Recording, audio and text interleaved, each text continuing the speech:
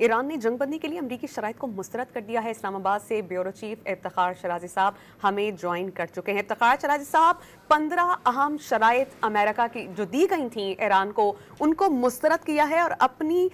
5 شرائط سامنے رکھی ہیں۔ آپ کو لگتا ہے معاملہ جلد حل ہو جائے گا یا طوالت اختیار کر لے گا؟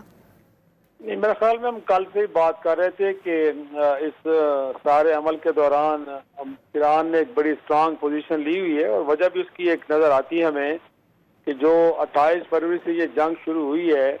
گویا کہ اس جنگ کی گویا کہ لیجیٹیمیسی کے اوپر بہت بڑے سوالات کیے جا رہے ہیں، اٹھ رہے ہیں۔ نہ صرف ایران کر رہا ہے بلکہ دنیا کے اہم ممالک، امریکہ کے جو یورپی اتحادی ہیں، وہ بھی اس کے اوپر بڑے سوالات اٹھا رہے ہیں۔ خود ٹرمپ صاحب نے اپنے ملک کے قوانین کو وائلیٹ کر کے کانگریس سے اپروول لیے بغیر ایک ایسی جنگ شروع کی ہے جس کے اہداف نہ تو واضح ہیں اور نہ اس کو انٹرنیشنل سطح کے اوپر کوئی لیجیٹیمیسی حاصل ہے۔ گویا کہ ایسا ہرگز نہیں ہے کہ ایٹمی توانائی ایجنسی نے جو عالمی ہے اس نے یہ کہا ہو کہ ایران نے ایٹم بم بنا لیے ہیں یا ایران ایٹمی توانائی گویا کہ نیوکلیر ویپن بنانے جا رہا ہے۔ کچھ بھی ایسا نہیں تھا۔ خود ٹرمپ صاحب نے کہا تھا کہ گزشتہ سال کے جنگ کے دوران ہم نے ان کے ایٹمی اثاثے تمام تباہ کر دیے، تو پھر اس جنگ کا کیا مقصد تھا؟ تو جب آپ ایسی جنگ شروع کرتے ہیں اس کے اہداف کا تعین نہیں ہوتا، وہ بے مقصد ہوتی ہے، وہ غیر قانونی غیر آئینی ہوتی ہے، تو پھر یقینی طور پہ فریق دوم یہی تقاضا کرتا ہے جس وقت ایران کی جانب سے کیا جا رہا ہے۔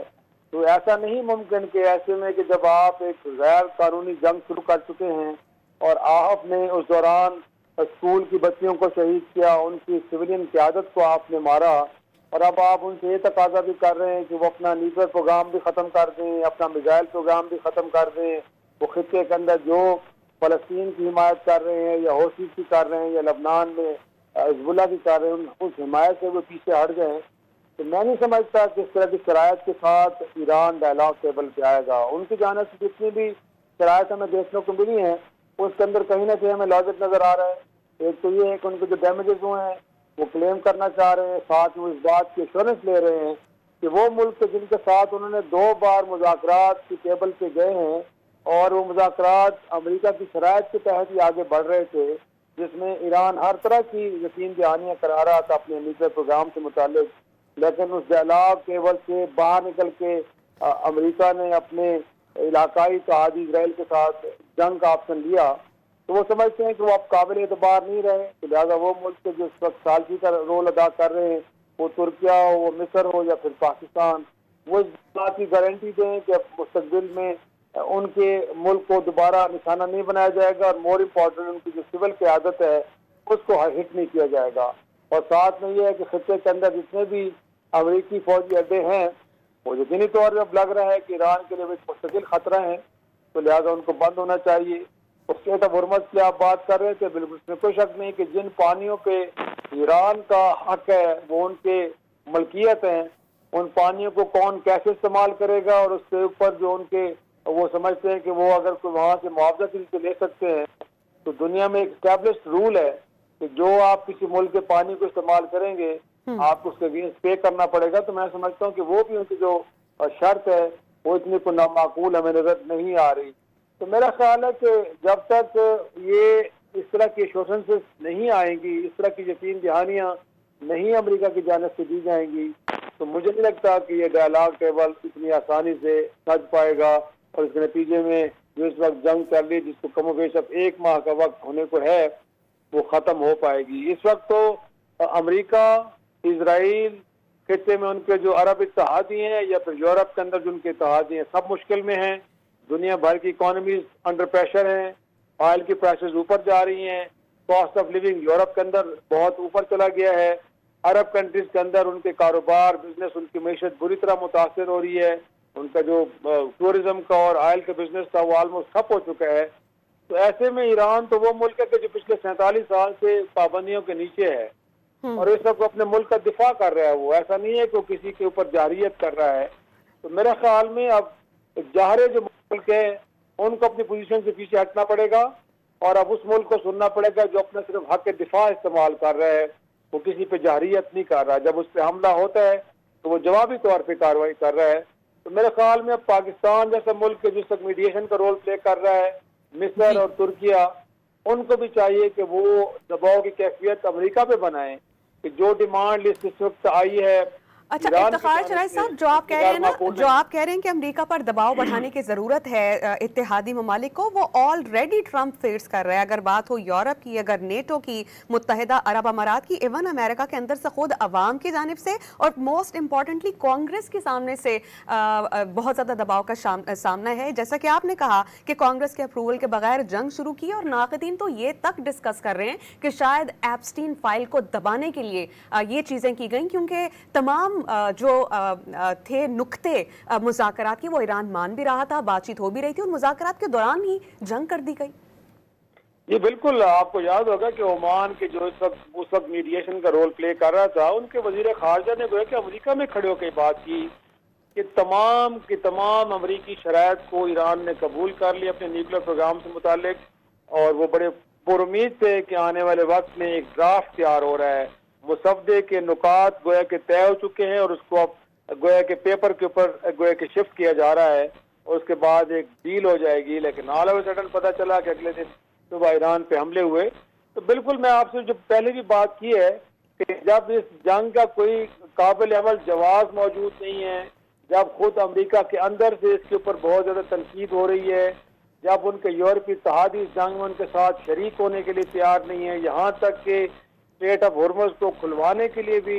انہوں نے کتنے ممالک سے گویا کہ گزارش کی ہے، درخواستیں کی ہیں، وہ جاپان ہو، وہ کوریا ہو، وہ فرانس ہو، وہ جرمنی ہو، وہ برطانیہ ہو، ایون کہ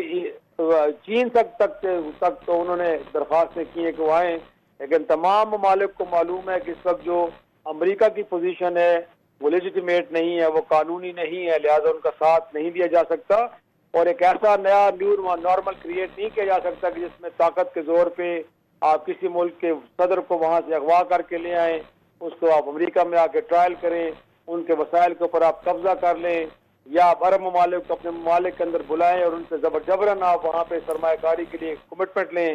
یا پھر اس طرح ایک ایسا ملک ہے جو پیسفل سیٹلمنٹ کی طرف جانا چاہتے ہیں ڈسپیوٹ کی، افتخار شرائط صاحب، حملہ آور ہو جائے. افتخار شرائط صاحب، قطع کلامی کی معذرت، غالباً امریکہ یہ بھول گیا تھا کہ وینزویلا کی طرز کا ملک نہیں ہے ایران. جی بالکل، اس میں تو کوئی شک نہیں ہے، بڑی غلط اسیسمنٹ تھی ان کی ہر حوالے سے. ایک تو رجیم چینج سے متعلق ان کا خیال یہ تھا کہ ایران کے عوام بہت زیادہ تنگ ہیں موجودہ قیادت سے، اور جب اس قیادت کو ایلیمنیٹ کر دیا جائے گا تو افتخار شرائط صاحب، اب جو قطع کلامی کی پھر سے معذرت، ایون ایران خود کہہ رہا ہے کہ اس جنگ نے جو عوام نالاں تھی ایران کی، ان کو دوبارہ متحد کر دیا ہے. جی بالکل ایسے ہی ہے. اب انہوں نے اب دیکھیں نا کہ اب تو چیزیں اتنی کھل کے سامنے آ رہی ہیں، نہ صرف ایران کے اندر لوگ یونائٹ ہوئے ہیں، بلکہ آج میں ویسٹرن میڈیا کو پڑھ رہا تھا کہ عرب ممالک کے اندر لوگوں کے جو سوشل میڈیا اکاؤنٹس ہیں وہاں سے ایران کی حمایت میں آوازیں اٹھ رہی ہیں. تو اس کا مطلب ہے کہ خود وہ ایرانی کے جن کے بارے میں کہا جا رہا تھا ٹرمپ صاحب کی جانب سے کہ ان کو ریسکیو کرنے کے لیے آئے ہیں، ان کو آزاد کروانے کے لیے آئے ہیں، ان کو ملک ان کے حوالے کرنے کے لیے آئے ہیں، آج وہ لوگ وہاں پہ علی لاریجانی صاحب کی شہادت ہو یا وہاں پہ عام لوگ مریں، جنازوں میں لوگ کتنی بڑی تعداد میں شریک ہو رہے ہیں، عید کے کتنے بڑے بڑے اجتماعات ہوئے ہیں جن کے اندر امریکہ مخالف وہاں پہ ہمیں مظاہرے دیکھنے کو ملے. خود برطانیہ کے اندر، امریکہ کے اندر لوگوں کے سینٹیمنٹ جو ہیں وہ ایران کے ساتھ کھڑے ہیں. عرب ممالک میں آپ کو پہلے ذکر کر چکا ہوں. تو میں سمجھتا ہوں کہ جو ان کی اسیسمنٹ تھی ایران سے متعلق رجیم چینج کے حوالے سے یا ایران کی فوجی طاقت سے متعلق، ان کا خیال یہ تھا کہ ایک ایسا ملک جس کے پاس جدید فضائیہ نہیں ہے، جس کے پاس جدید نیوی نہیں ہے، ان کے پاس اور جدید ویپنری نہیں ہے، لیکن ان کو اندازہ نہیں تھا کہ اس ملک نے کم از کم میزائل اور ڈرون ٹیکنالوجی کے اندر اتنی مہارت حاصل کر لی ہے کہ اس کا کوئی اب مقابلہ نہیں ہے. آپ دیکھیں کہ وہ گویا کہ اسرائیل کا ڈیوڈ سلنگ ہو، وہ آئرن ڈوم ہو، یا خود امریکہ کے جتنے دفاعی نظام عرب ممالک کے اندر نصب ہیں سارے کے سارے ناکام ہو چکے ہیں، اور ایران کی جانب سے جو جوابی کارروائیاں ہوتی ہیں ان کو روکنا ان کے لیے ناممکن سا ہو گیا ہے. تو میرے خیال میں اب بہتر تو یہی ہوگا کہ اس سے پہلے کہ خود امریکی معیشت بوجھ تلے دب جائے، یورپ کے اندر کاسٹ آف لیونگ جو 30% آلریڈی بڑھ چکی ہے، عرب ان کے اتحادی ممالک کے جنہوں نے اربوں ڈالر کی گویا کہ ویپنری خریدا ہے امریکہ سے، ان کے ساتھ دفاعی معاہدے کیے، فوجی اڈے ان کو بنا کے دیے، اور خربوں ڈالر کی آج بھی وہ امریکہ کے اندر انویسٹمنٹ کر رہے ہیں، لیکن اس وقت تو بے یار مددگار کھڑے ہیں. تو میرے خیال میں ایک ایسے میں کہ جب آپ یہ جنگ जीत नहीं रहे बल्कि हार रहे हैं, तो बेहतर ये है कि सेफ एग्जिट के लिए जो दोस्त ममालिक आपको मशवरा दे रहे हैं, जो कि डायलॉग किसी न टेबल पे किसी है, तरीके से फेस सेविंग कर लेनी चाहिए इस मौके पर। जी जी, और नरम शराइत के साथ ऐसा नहीं है कि आप ईरान को डिक्टेट कराएं कि जी हम जब चाहेंगे जंग खत्म होगी, हम आपसे कह रहे हैं कि न्यूक्लियर प्रोग्राम को खत्म कर दें, हम आपसे कह रहे हैं कि आप मिसाइल प्रोग्राम को खत्म कर दें, हम आपसे कह रहे हैं कि आप खित्ते के अंदर जो महरूम तबकात है उनकी हिमायत को बंद कर दें। तो इस टर्म के साथ आप आएंगे तो कौन आपको सुनेगा? या तो आप जंग जीत रहे हो और आपके सामने आपके दुश्मन वो तो आपको मुंह तोड़ और तगड़ा जवाब दे रहे हैं। हर बार जब आप हमला करते हैं तो भरपूर ताकत के साथ वहां से एक जवाबी कार्रवाई होती है। तो फिर ऐसे फरीक के साथ नरम लहजे में गुफ्तगू की जाती है, उनको डिक्टेट नहीं करवाया जाता। तो ट्रम्प साहब शायद अभी भी नहीं समझ पा रहे, प्रॉब्लम उनका वही नेतन्याहू है। मेरा ख्याल इफ्तिखार शराज साहब, मैं बिल्कुल नेतन्याहू के बारे में ही आपसे बातचीत करना चाह रही थी कि नेतन्याहू और सदर डोनाल्ड ट्रंप ने मिलकर जो कार्रवाइयां की हैं, ये किरदार किसी से ढका छुपा नहीं है कि इस जंग का उन्होंने फायदा भी बहुत लेने की कोशिश की है फॉल्स फ्लैग ऑपरेशन से, यानी ऐसी ऐसी जगहों पर हमले किए हैं जिससे मामलात मजीद बिगड़ सकते थे, और इसमें नरेंद्र मोदी का किरदार भी सब पर आया है। जी जी, एक नेक्सस तो बन गया था, इसमें कोई शक नहीं है कि जिसमें हम कह सकते हैं कि इंडिया भी शामिल था, उसमें इजराइल तो है ही है, फिर उसमें तालिबान जो इलीगल रिजीम बैठा है अफगानिस्तान के अंदर वो भी पार्टनर बन गए थे, और उनका ख्याल ये था कि इस जंग को बड़ी आसानी से जीत लिया जाएगा। और मोर इम्पोर्टेंटली जो हम समझते हैं कि जो एक और खेल खेला गया है, जो आपने फॉल्स फ्लैग ऑपरेशन की बात की है, और आपको याद होगा कि शुरू के अंदर सऊदी अरब के अंदर आराम को कोई ऑयल रिफाइनरी उसको हिट किया गया, और बाद में पता चला कि मोसाद के एजेंट वहां पे बैठे हैं और वो प्लानिंग कर रहे हैं सारी। यानी ये इनका नेक्सस जो है वो आलमी सतह पर तकरीबन बेनकाब हुआ है, और अमेरिका को यकीनन अब फेज 7 के लिए नरम शराइत के साथ मामले को सुलझाना चाहिए। हमारे साथ मौजूद इफ्तिखार शराइज साहब और ब्रिगेडियर साहब, अब दोनों का बहुत शुक्रिया।